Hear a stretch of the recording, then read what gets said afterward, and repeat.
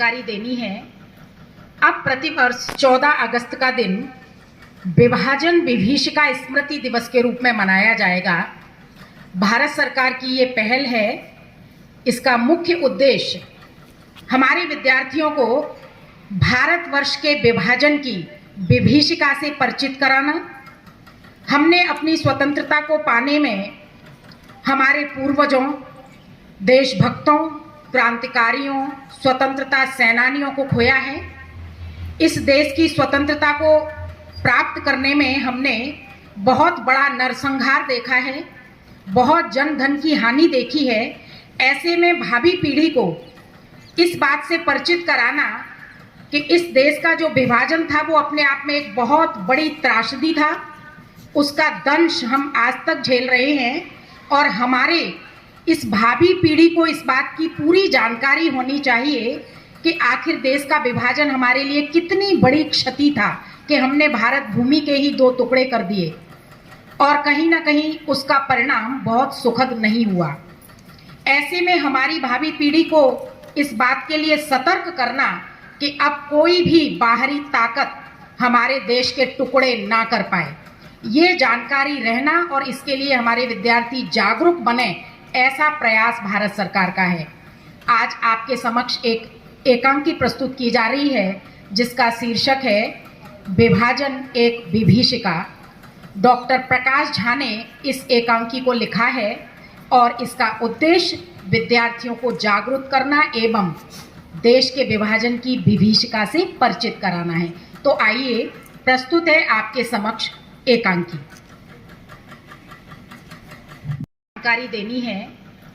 अब प्रतिवर्ष 14 अगस्त का दिन विभाजन विभीषिका स्मृति दिवस के रूप में मनाया जाएगा। भारत सरकार की ये पहल है। इसका मुख्य उद्देश्य हमारे विद्यार्थियों को भारतवर्ष के विभाजन की विभीषिका से परिचित कराना। हमने अपनी स्वतंत्रता को पाने में हमारे पूर्वजों, देशभक्तों, क्रांतिकारियों, स्वतंत्रता सेनानियों को खोया है। इस देश की स्वतंत्रता को प्राप्त करने में हमने बहुत बड़ा नरसंहार देखा है, बहुत जन धन की हानि देखी है।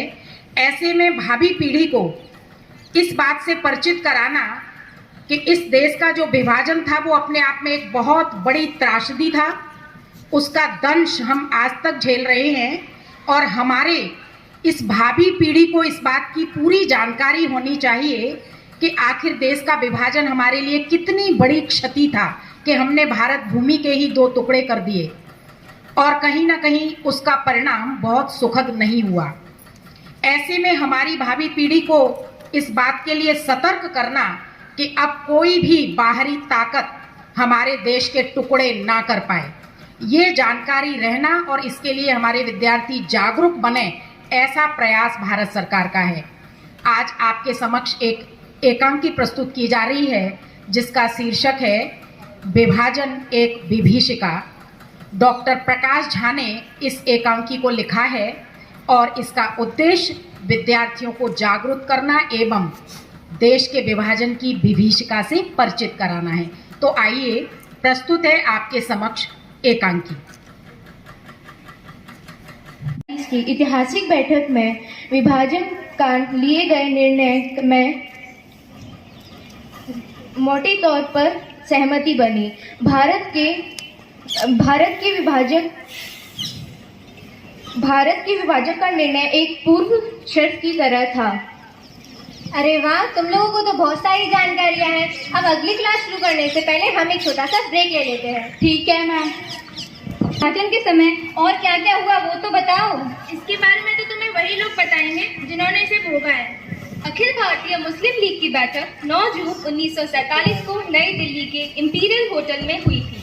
भारतीय मुस्लिम लीग के साथ साथ उस समय कांग्रेस और अनेक नेताओं की अक्षमता या अनुचित महत्वाकांक्षाओं के कारण इस कदम का पुरजोर विरोध था। कांग्रेस के नेता पंडित जवाहरलाल नेहरू और मुस्लिम लीग के जिन्ना के आपसी द्वंद्व का नतीजा देश को विभाजन के रूप में भोगना पड़ा। विभाजन की मांग वाला प्रस्ताव लगभग सर्वसम्मति से पारित हुआ। देखते ही देखते भारत और पाकिस्तान दो हिस्सों में बंट गया, जिसके पक्ष में 300 और विरोध में मात्र 10 मत पड़े। धर्म के आधार पर बंगाल का पूर्वी हिस्सा भी विभाजित होकर पाकिस्तान में शामिल हो गया था। भारत के विभिन्न हिस्सों में 1946 और 1947 में हुई सांप्रदायिक हिंसा की व्यापकता, क्रूरता और कई जगह विस्तार से किताबों में लिखा गया है। वह 4 मार्च 1947 का दिन था। पुलिस ने हिंदुओं और सिखों के जुलूस पर गोली चला दी। देखते ही देखते 6 मार्च की सुबह तक अमृतसर, जालंधर, रावलपिंडी, मुल्तान और सियालकोट समेत पंजाब के सभी शहर दंगों की लपटों में घिर गए। पंजाब की तुलना में बंगाल में और पुनर्वास का रूप बिल्कुल ही अलग था। बंगाल के लोग बहुत ही अभागे थे। क्यों? क्योंकि बंगाल के लोगों को दो बार विस्थापन झेलना पड़ा था। दो बार? हाँ, दो बार। एक बार तो उन सभी को अपना घर बार छोड़कर पूर्वी पाकिस्तान जाना पड़ा। फिर यहाँ से भागकर वे सभी पश्चिम बंगाल आ गए थे। भाई, वहाँ के अधिकारियों ने विभाजन से उत्पन्न संकट की भयावहता को कम करके आंका। हजारों हजार हिंदू परिवार ढाका और उसके आसपास से भागकर सियालदह पहुँचे। इतनी आसानी से नहीं पहुँचे थे। रास्ते में एक एक महिलाओं से उनके जेवर छीन लिए गए। उन्हें तरह तरह से प्रताड़ित किया गया। क्या महिला, क्या बच्चे, क्या बूढ़े, सबके साथ दुर्व्यवहार किया गया। हाँ, यह सच है। विभाजन के दौरान महिलाओं को भारी नुकसान उठाना पड़ा था। लाखों लोगों के परिवार बिछड़ गए थे। इतना ही नहीं, वहाँ ट्रेन में तो लोग जिंदा चढ़े, पर वहाँ लाशों का ढेर बनकर पहुँचे। दादाजी से बात करते करते बच्ची अचानक रोने लगती है।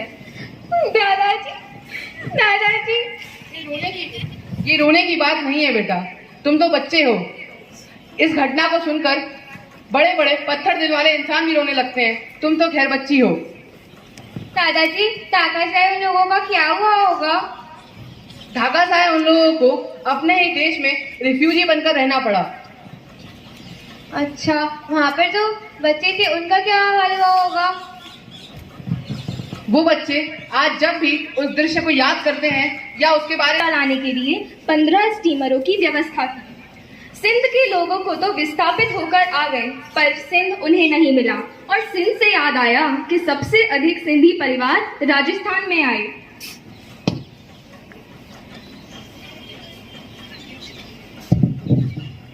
जहां जीवन की हर सुबह मुस्कान से पुलकित हो उठती थी,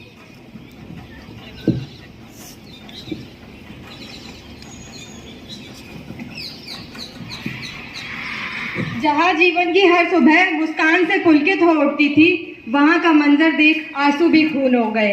ना है ज्यादा दर्द तेरे भार का कंधे पर, जब तौलता हूँ उसे दहशत, जंग और क्रूरता से। विभाजन की विभीषिका में अपने प्राण गंवाने वाले तथा विस्थापन का दर्द झेलने वाले लाखों भारतवासियों को मेरा शत शत नमन। भारत की एकता और अखंडता को सुरक्षित रखने के लिए हम सभी को मिलकर प्रयास करना होगा। विभाजन के लिए सियासी खेल में एक भाई के खिलाफ दूसरे भाई के दिमाग में जहर भरा गया। इसी जहर से इंसान ने ही इंसान को काटा, इंसान ने ही इंसान को बांटा, और तो और इंसान ने ही इंसान को खोया, और हमारा अखंड भारत खंडित हो गया। जो हुआ सो हुआ।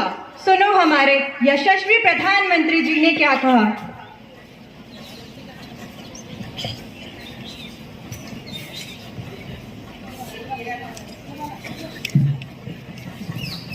नमस्कार साथियों, भाइयों और बहनों, देश के बंटवारे का दर्द कभी भूला नहीं जा सकता। हमारे लाखों भाइयों और बहनों को न केवल विस्थापित होना पड़ा, परंतु उन्हें अपनी जानें तक गंवानी पड़ी। उन सभी लोगों के संघर्ष और बलिदान की याद में हमने 14 अगस्त को विभाजन विभीषिका स्मृति दिवस के रूप में मनाने का फैसला किया है। साथियों, अब अगर हमारे बीच कोई धर्म और जात को लेकर यदि हमारे साथ छल करने का प्रयास करे, तो हमें उसके बहकावे में नहीं आना है। हमें अपना देश अखंड रखना है और हमें किसी के भी सियासी झांसे में नहीं आना है। भाइयों और बहनों, अब ये समय आ गया है कि हम अखंडता और एकाग्रता के साथ, सुख और शांति के समन्वय के साथ अपनी भारत माता को विकसित बनाएं। आओ हम सब प्रण करें कि हम अपनी भारत माता को विकसित बनाएं। भारत माता की, भारत माता की, भारत माता की। बहुत बहुत धन्यवाद।